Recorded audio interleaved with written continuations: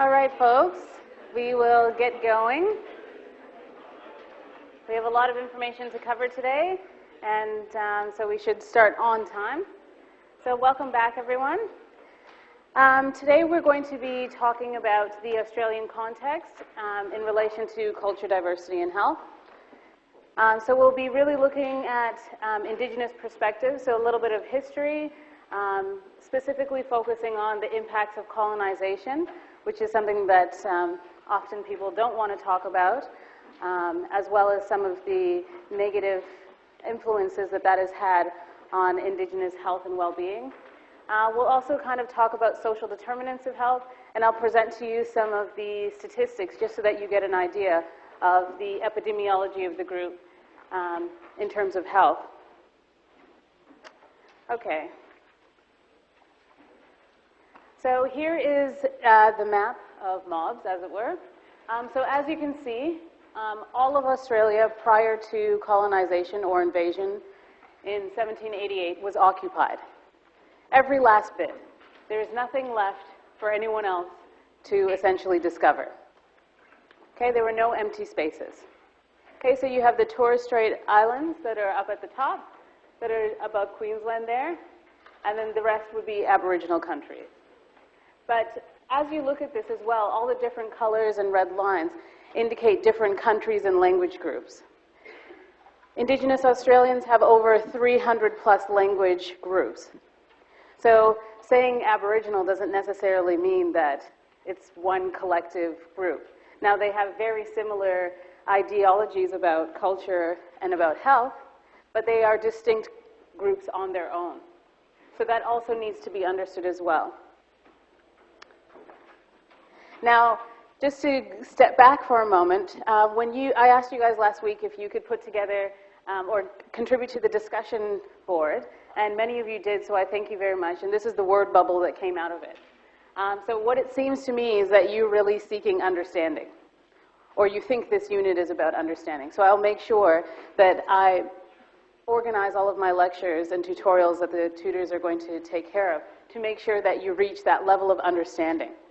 And from that, obviously, I expect that you'll have a high level of competency coming out of this.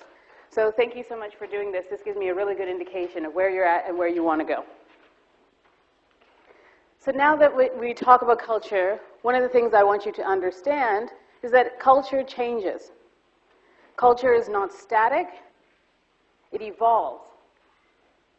Okay, so some people would say, well, you know, if Indigenous Australians really want to have their land and engage in culture, they should go back to the bush. Now, I don't see any of you, dressing in the same way that people from 1788 would have dressed. No one's wearing a waistcoat. And there's a lot of women in the room at university, oh my. Let alone a black pregnant lady standing up in front of you. Right? Culture changes. So you can't say, well, if you want to engage in your culture, you need to reverse. That's not the point. The point is, how do we integrate? How do we make sure that we're respecting different cultures, and in this sense, Aboriginal and Torres Strait Islander cultures?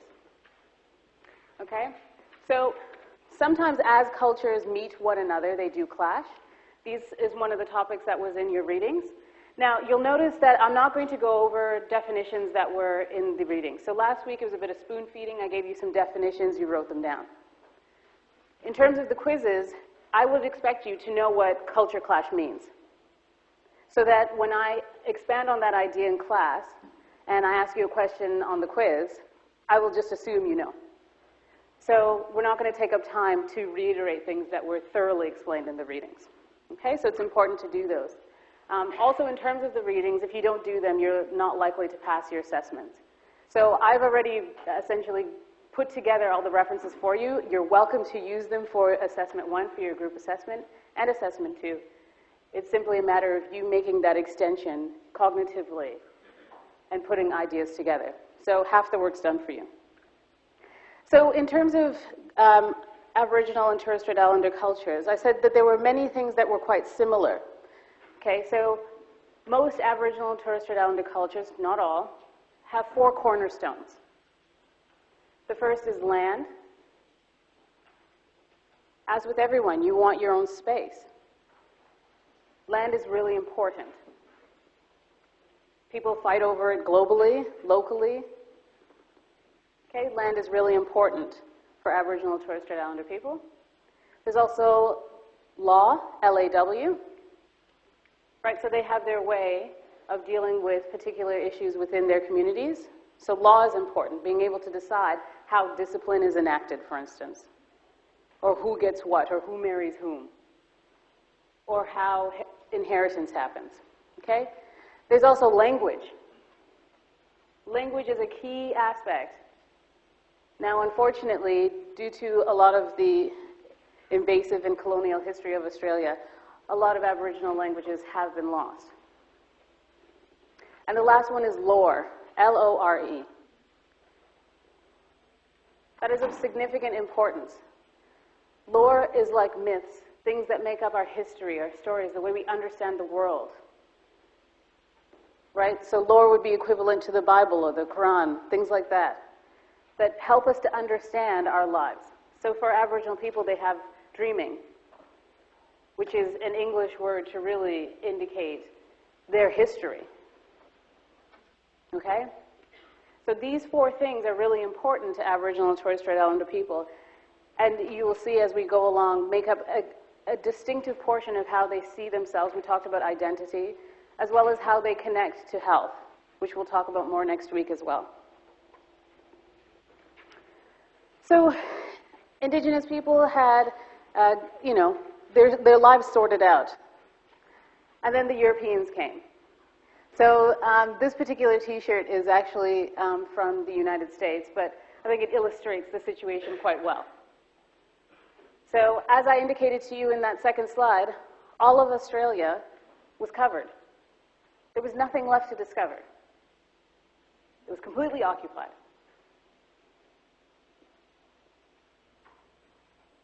So in 1788, the Europeans decided to come through, and they brought with them their culture that they had put together for millennia. Now, here we have a problem. Here we have a culture clash situation, and that is based on ethnocentrism. What is ethnocentrism? Who can tell me what that is?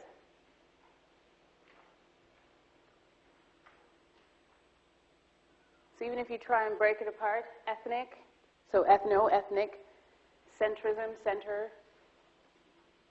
what do you think that means? Yes, sorry.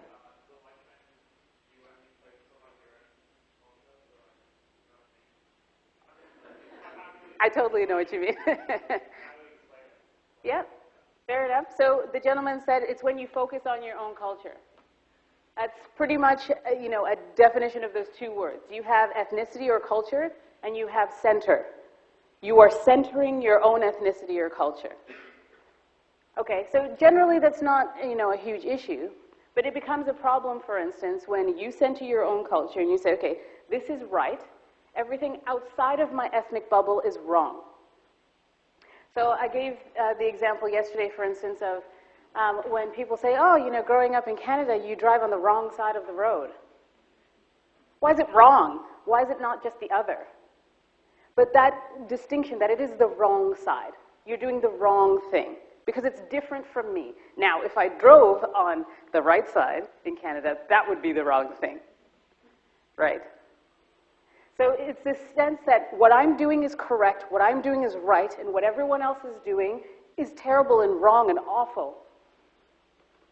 Okay, so that's what ethnocentrism is, where you really focus on your own. Now, in terms of the invasion of Australia from the Europeans, you'll see that in your readings as well as in the lecture here, that ethnocentrism was so strong that they went to great lengths in order to make sure that the Indigenous people either followed suit or were taken care of, i.e. genocide. So ethnocentrism is the tendency to view the world with your own lens, okay? That's pretty straightforward. But what I really want you to take down here is that it can create negative dynamics in perception and actions towards others. ethnocentrism can create negative dynamics in perceptions and actions towards others. So this idea of other is everyone that is not who we know, who we think is right, okay?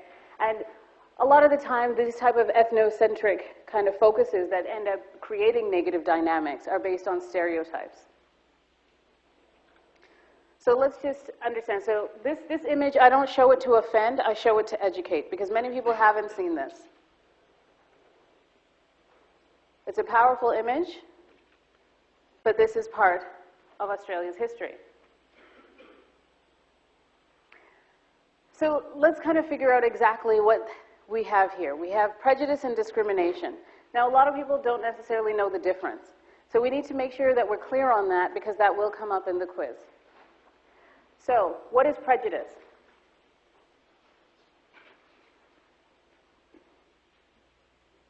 Who can tell me what prejudice is?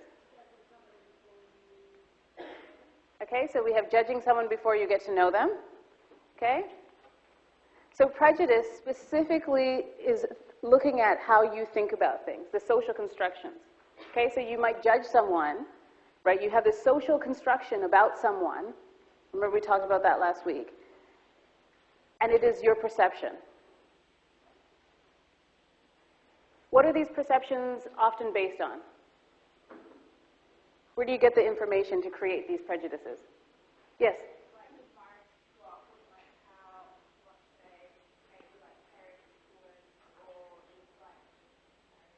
Okay. Yeah, so culture, it's influenced from, you learn it. People tell you these things about other people. What else is prejudice based on? Yes? Yeah, so how someone looks, right? And as we discussed in the first lecture, that's irrelevant, especially in regards to health. It's based on stereotypes, overgeneralizations about people and things and situations. It is an uneducated guess. Okay, so you create these judgments, these ideas, based on these social constructions. Okay, so you might have a question on the quiz, for instance, that is linking the idea of social constructions. Out of the following four, tick all which are social constructions. Right? So make sure you understand those connections. Okay, so then what is discrimination then? We understand what prejudice is. What is discrimination?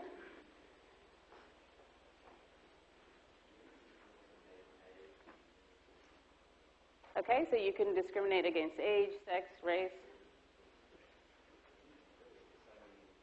Yes? Yeah, you can discriminate against any type of diversity. Yeah, so how might you discriminate? Yes? Discrimination like words with action, where you want to promote somebody who's of a certain color or a certain gender. Precisely. Yeah, so you can discriminate against anything, but the key here is that it's now an action. You are doing something, you are saying something. Yes?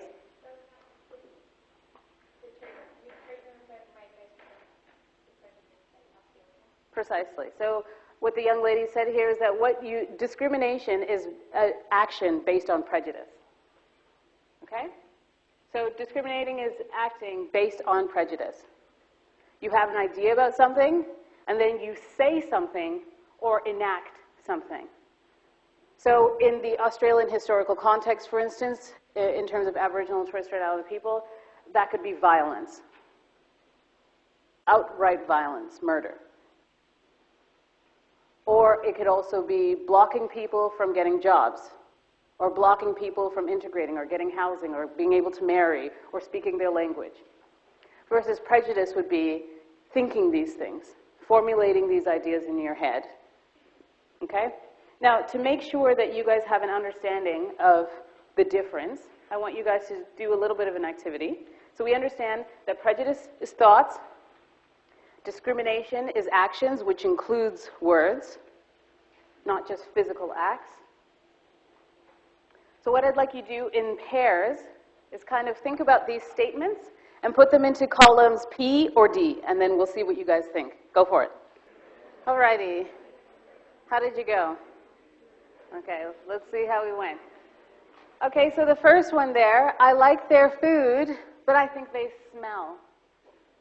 What is that, prejudice or discrimination? Who says prejudice?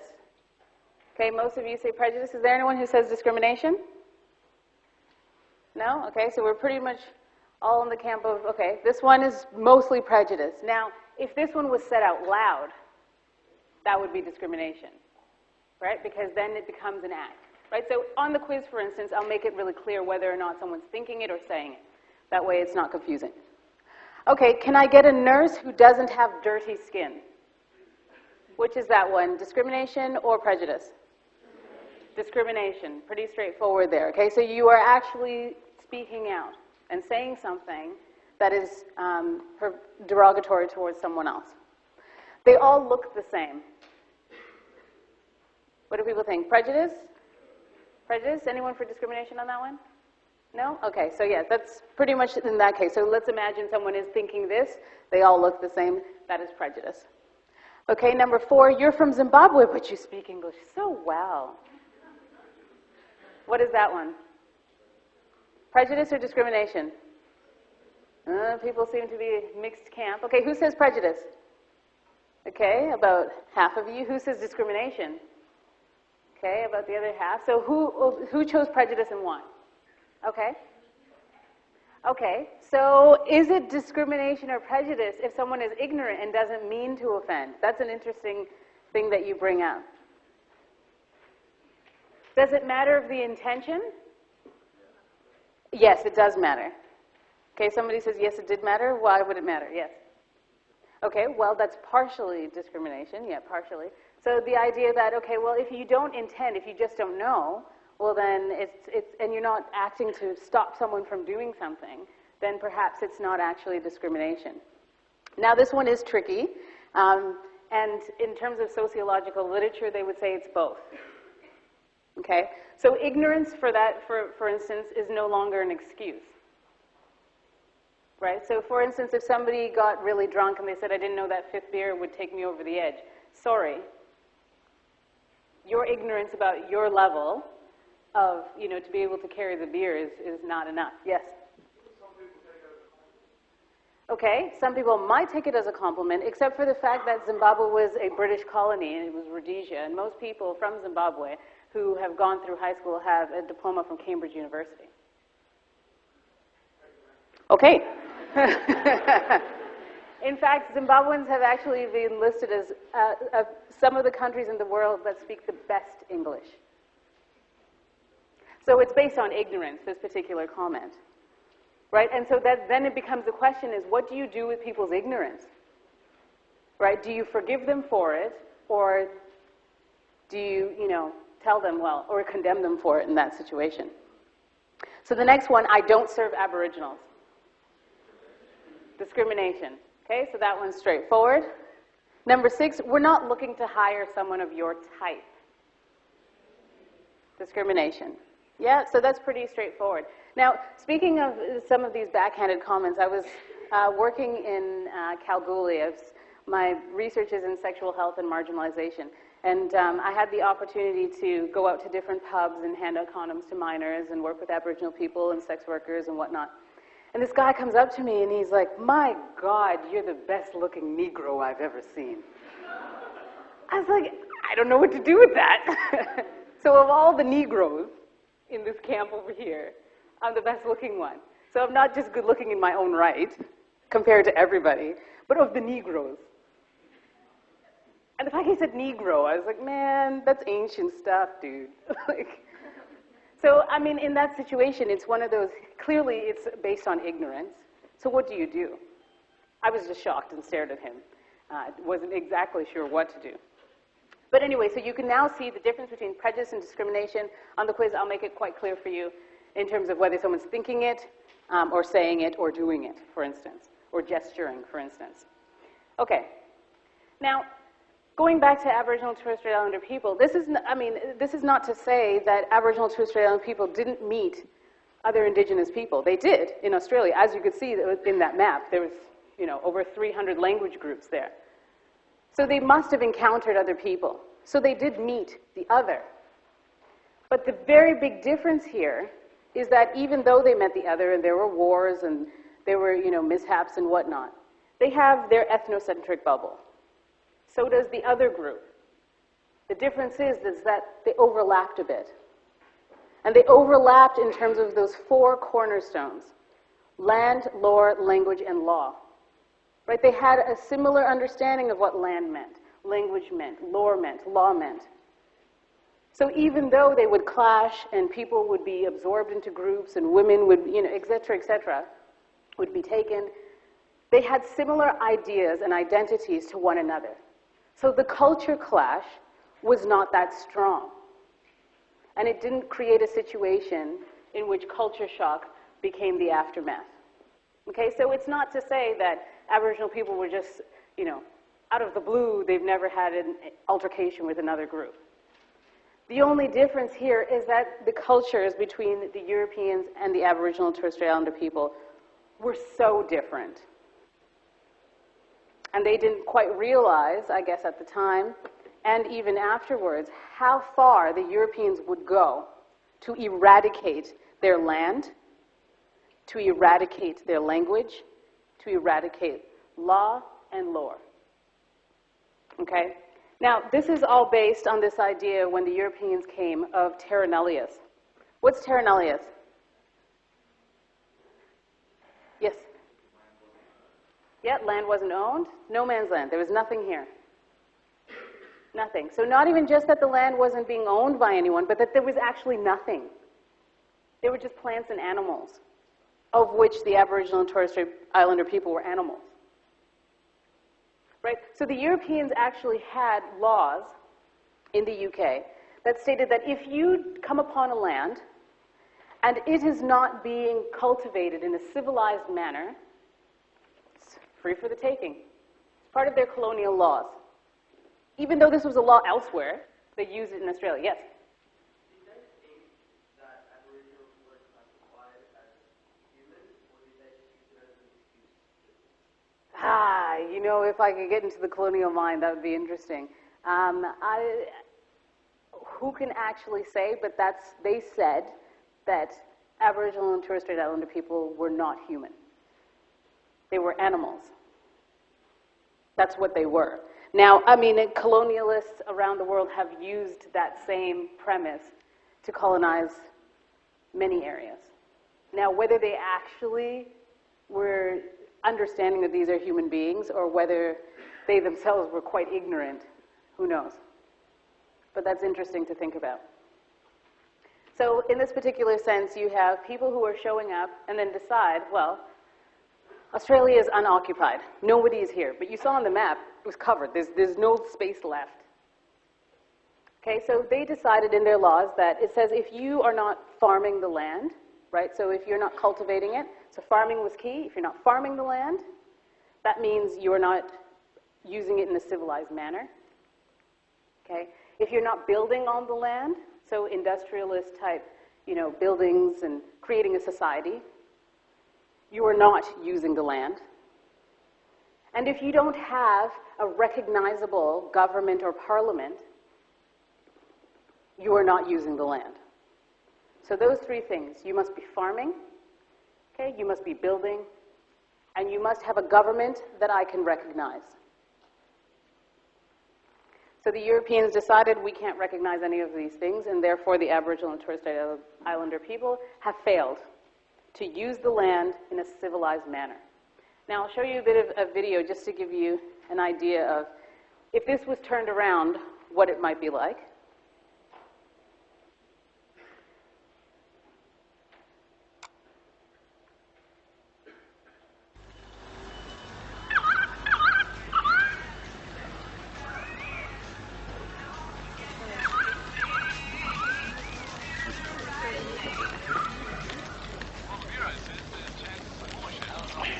Imagine you're just carrying on with your life, having a barbecue, doing your thing, going out with the peeps.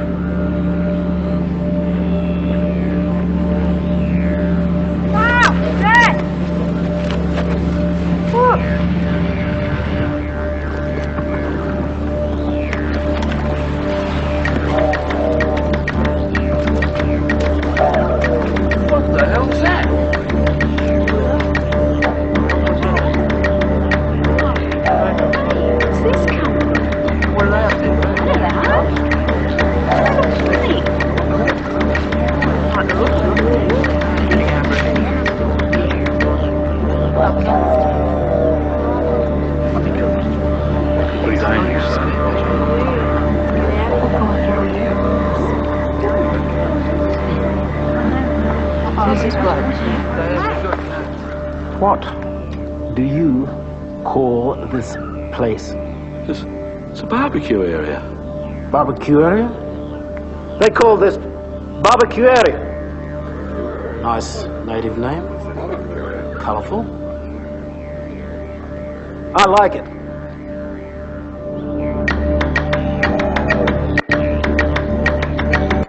Okay, I wish I could show you the whole thing because it's awesome. But essentially, this is a kind of a twist on what happened in Australia. And it really goes from the Aboriginal perspective if they had invaded Australia when the white Europeans were here. So it's really actually interesting, and I urge you to watch it because it's really moving as well as informative, funny, and heartbreaking in some areas. So essentially what Captain Cook decided when he came in 1788 was that the people here, well, there weren't people here, there was animals and plants, and this was based on ethnocentrism. We know what that is now. Scientific racism, which is what we talked about in week 1, which doesn't actually exist. There is no evidence scientifically, epidemiologically, empirically to support any idea of race or any differences between races. And the laws that the Europeans had. Okay? That could say that if you don't like what's going on somewhere else, you can decide to take it over.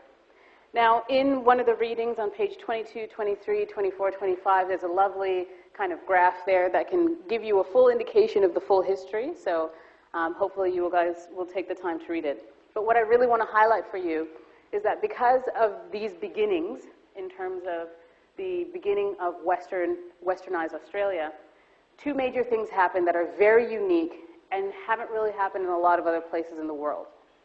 So unlike the native Canadians or the Maori in New Zealand, where the colonizers or the invaders came and they said, okay, well, we're going to take all these different pieces, but okay, I guess that piece is kind of yours, so okay, you can stay over there. And I guess this piece is kind of yours and you can stay over there, and I guess you're human, okay, fine. In Australia, they decided that number 1, nothing was here. No one was here. Second, they took the entire country, the whole thing. You saw it was packed before. They took the whole thing as crown land. That is unprecedented in terms of history, in terms of other places. Okay, so initially there was no treaty for Indigenous people in Australia.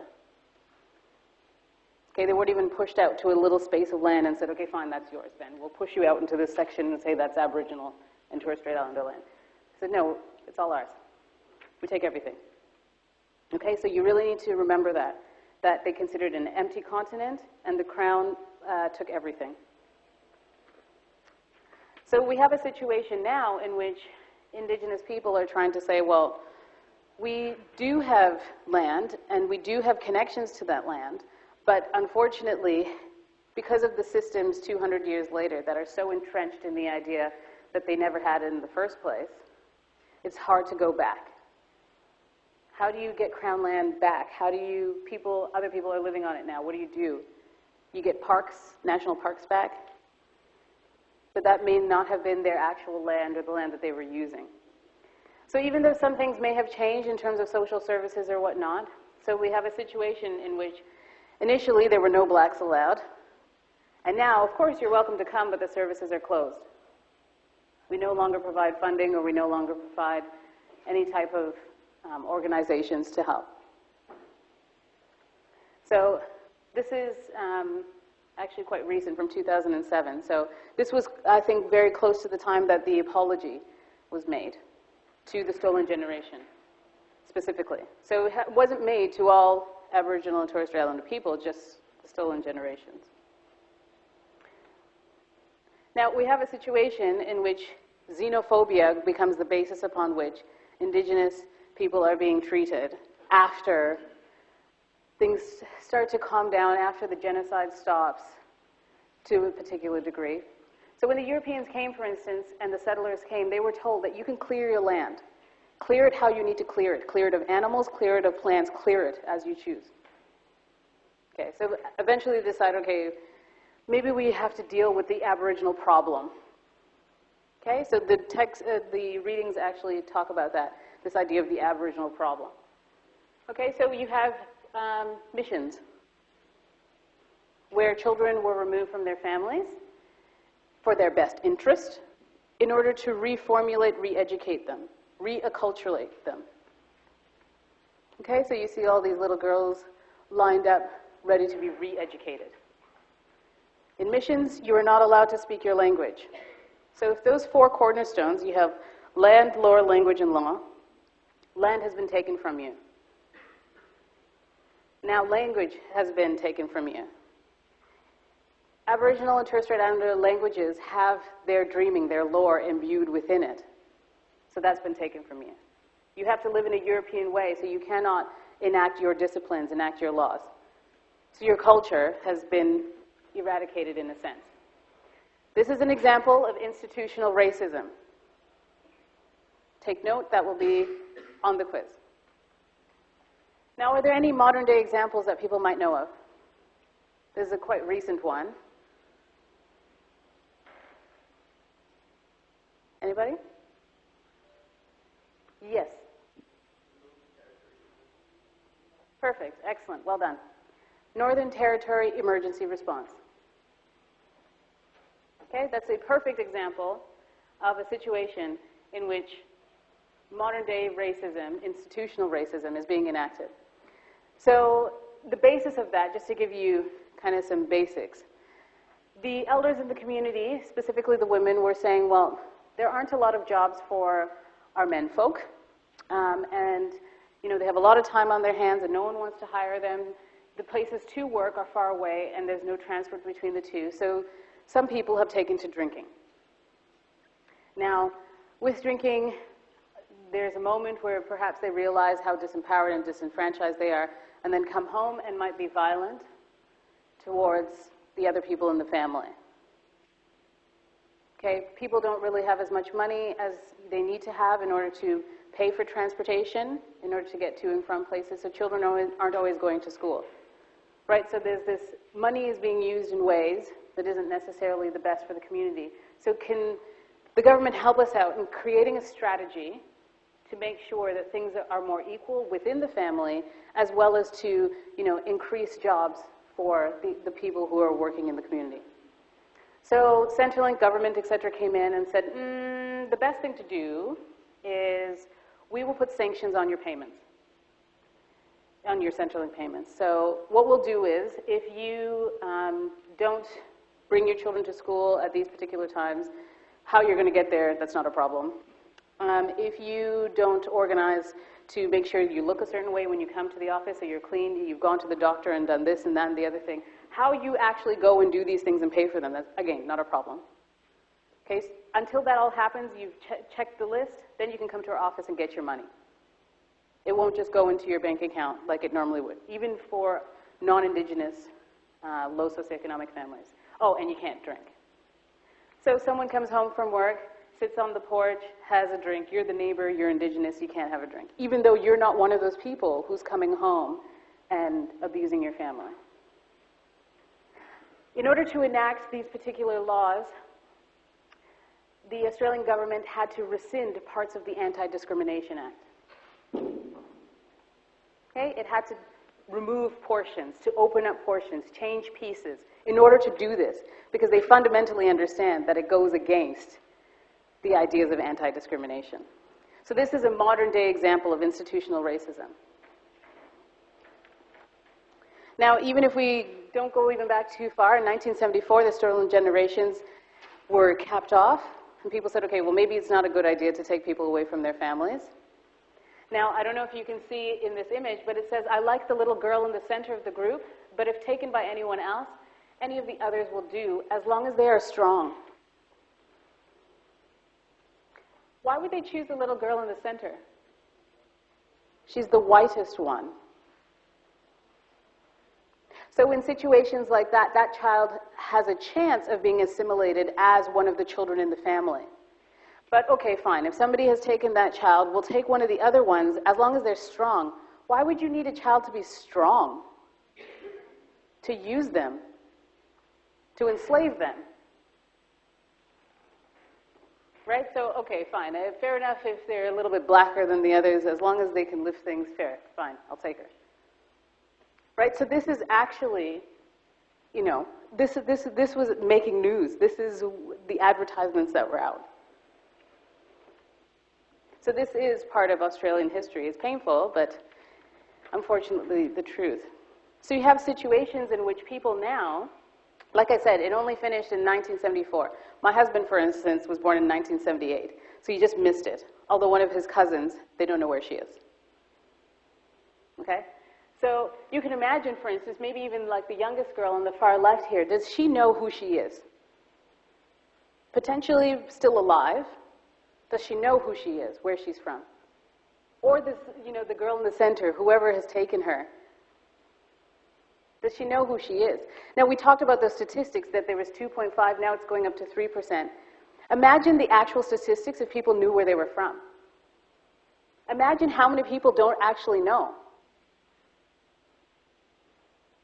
Okay, so here was a chart as to how to breed out the black. This is how you do it. I encourage you to watch Rabbit Proof Fence. Okay? So you have a half-caste woman here, half-caste as they say. Then you have 1/4. Then you have 1/8. Success. My husband is 1/8. He has blue eyes and light brown hair. So at this point, they say, well, good enough. Well done. Okay, you've bred it out. You've bred out the tribal flavors of the person. That's also in the text. Okay, so for instance, he'll have the situation where he says, oh, I'm an Aboriginal person. And people would say, why would you say you're Aboriginal? You look white, you can pass, why wouldn't you? There's this perception that people seem to generally understand that being Aboriginal or Torres Strait Islander has a stereotype associated with it, has stigma. So why, if you look this way, would you insist on this identity? But that's his identity. That's how he grew up.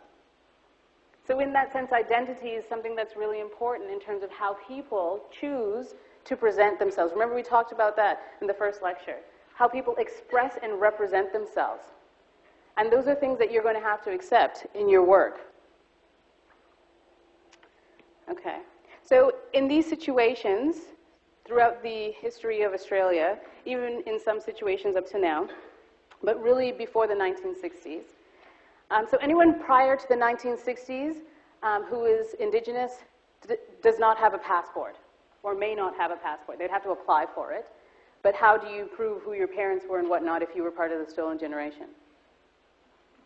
Okay, so there are people who actually work at UWS, at the Badinami Center, who don't have a birth certificate. And they've never gone to get one. They said before the 1960s, Aboriginal and Torres Strait Islander people were not citizens of Australia. He says, I'm not going to beg now. For what? I know who I am. So that's really interesting, this idea of not having a birth certificate. Okay? They could not marry without permission, so you had to apply for permission, and that could be denied easily. Now, there's this idea, okay, well, some people would say, okay, I want to go and buy a house. I want to buy back the land that was taken from me. And they said, no, you're not allowed to buy the land. Sorry. Not allowed. So there was the White Australia policy where only migrants who looked white were allowed to come through. 1974 was the end of the stolen generations, officially. But now you have a situation where people, like my husband, have to prove their heritage, have to prove they are Aboriginal, have to prove they are part of the community, have to prove their bloodlines. Okay, so I think the government only allows until 1/16th or 1/32nd? 1/16th, is it? So my child, that's it. After her, that's it. You are no longer allowed to say that you're Aboriginal. It blows the mind when you think of it like that. Isn't it? So my grandchildren wouldn't be Aboriginal then, unless they hooked up with someone who was maybe a quarter or a half. right? But it's based on these mathematical ideas. Again, going back to this idea of scientific racism. So there is a social pressure not to identify. So even now, let's breed it out. Although there's been so many historical contributions from Aboriginal and Torres Strait Islander people, from the beginning of invasion even up until now. However, a lot of those things are sometimes not taken into consideration, and stigma still exists. Right? So what you need to do as health professionals is make sure you are not approaching people in a health situation with stigma or stereotypes. Okay? Because that goes against anti-discrimination. The pieces of it that still exist, that is. So we have the European colonizers didn't seem to appreciate these contributions. So in 1889, we have a gentleman who published a book called Among Cannibals. Okay? And, I mean, 1889, not so surprising. It was republished in 1979. 5 years after the stolen generation situation was supposed to have ended. Okay? And he says, so Lumult portrays Aboriginal people as the lowest of the human race, lazy, and as having no traditions or historical sense. Aboriginal and Torres Strait Islander history has now been dated as the oldest culture in the world, going back to more than 100,000 years. So, as having no traditions or historical sense. Interesting. Now, I imagine, the people who were not allowed to have language, lore, land, or law, what historical sense would you have? He claims that even the most civilized cannot be trusted, know no religion, and lack any faculty of artistic appreciation. In Switzerland, they have a museum for Aboriginal art. Interestingly, in Australia, they don't. This, he considers, is clearly linked to their small skulls and low intellectual development, their childlike tendencies, and their treachery. This was republished in 1979. It blows my mind. I can't believe it. That these things that get reused, parts of this are actually in some of the documents that people were using to go against the civil rights movement. And you think, really? So hopefully we'll never see things like that again. So obviously you have severe consequences. They're all listed there. It's pretty straightforward. I want you to go back to page 16 of the Victorian government document, the reading that I put up for you, as well as take a look at page 26 of the Aging Well article. Okay, that'll give you a good indication of exactly the types of things you need to understand, skills and information. Remember assessment 1, we're talking about what skills and information. Assessment 1 is also talking about what challenges and needs. I'm spoon feeding you the pages that you can actually find that information. Okay? Yes? Sorry, yeah, the pages were page 16 of the Victorian government reading and page 26 of the Aging Well article. Thank you. Okay, so you have these situations of lowered self-esteem, distrust, limited employment opportunities, educational prospects, etc. Now, what I really want you to kind of think about is these are some of the people that you may be dealing with. So, like I told you, my research is in sexual health and marginalization, and I was talking to Indigenous women about their experience of sexual health and well-being as they aged. And one of my questions was what's it like being an aging Indigenous woman in Australia, right? Just to get a sense of, what she's going through, just a bit of her story. And she said, it's like even if society is starting to change, you're still an Aboriginal woman. Even if you adapt and try and integrate, you still live on the edge of two lives. One where you might be a leader and a role model. So in her community, she was an auntie, and she was taking care of a number of generations in her family as well as in the community. She was running community groups, running health groups. She was doing amazing things. And she's a registered nurse and has been for quite some time. And another where you are never, and we're never good enough, Even when I do great things at work, I always feel like I'm under scrutiny. like I'm expected to fail, like I'm just never good enough. It means I've had a self-esteem issue my whole life. I mean the entire thing. Imagine what that would feel like. Many of you are quite young and haven't quite reached 51. But imagine what that would feel like. This is an example of culture shock. So on the quiz, if I give you a text like this, and I say, please indicate what it is an example of, culture shock, institutional racism, etc. This one is culture shock. Where you are in one culture which you're proud to be, but you then see the other culture which continuously tells you you're wrong. And you get to this stage where you think, well, maybe I'm not good enough. Okay, so this is culture shock. And this breeds a lack of trust. So if you want people to adhere to any of your intervention plans and you encounter this situation, lack of trust is quite serious. Now, this is not to say that Indigenous people aren't extremely resilient. Obviously, they have come up with amazing things to reinvent, represent, and to express their culture and to maintain it. Okay, so won't go down without a fight. So the resilience is really the important thing that you need to draw on as practitioners, as professionals, in order to support people.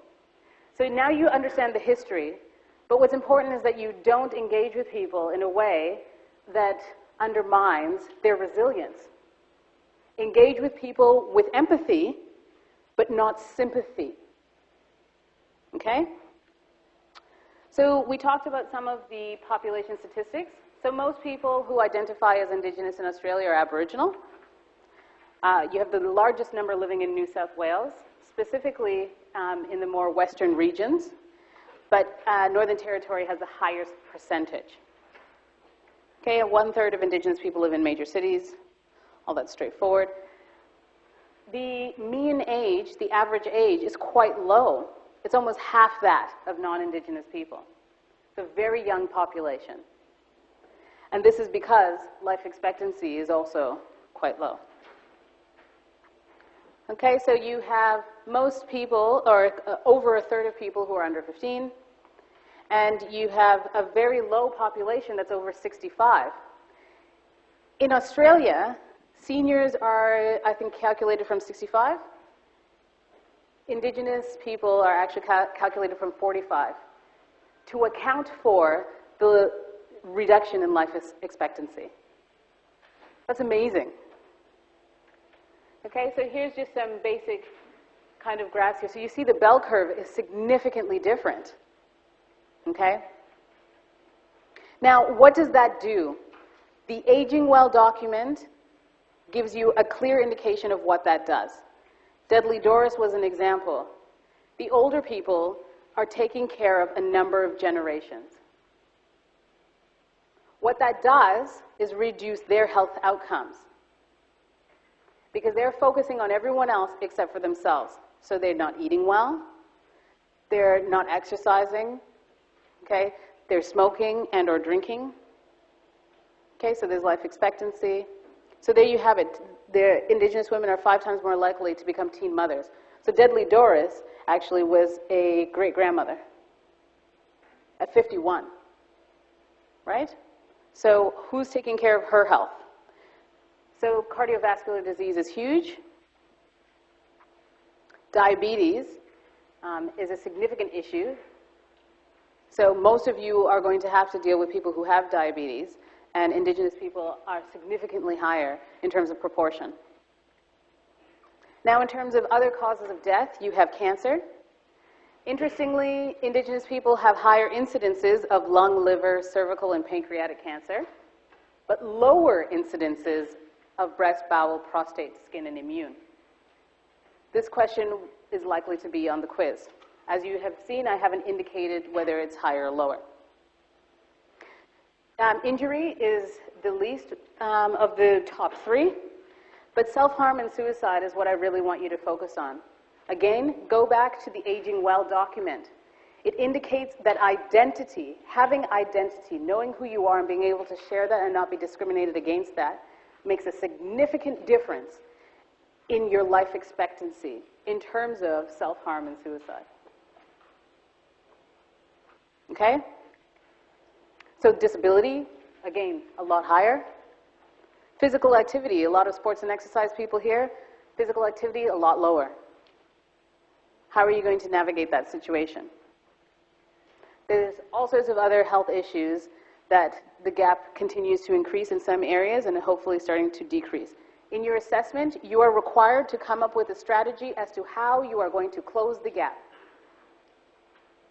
Okay? So the last thing I'll leave you with is this idea of social determinants. We understand the history now, we understand the epidemiology. What I really want you to understand is the connection between those two are social determinants. Okay, what is a social determinant?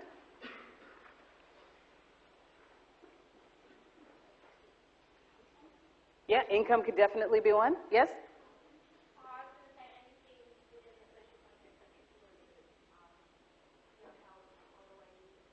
Yes, anything within the social context that influences your health, the way you look at life. We had another, sir. Yes, location, definitely. Did someone else? Yes. Okay, education, definitely. Anyone else? Okay, so these are fantastic things that you're bringing up. Okay, so let me make sure I give you the full list. Gone through so many. Okay, so the social determinants that you need to be really focused on here is whether or not someone is working. Makes a huge difference because when you're working, you have a sense of purpose, right? You don't necessarily get into the Northern Territory situation where you have nothing to do, you're disempowered, and you might take to unsavory activities. This is a very key one. You feel safe in your community, i.e. there is no discrimination.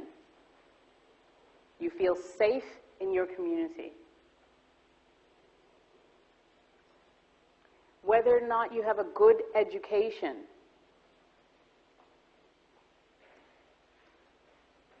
Now, it's not simply a matter of just working, but whether or not you also have enough money.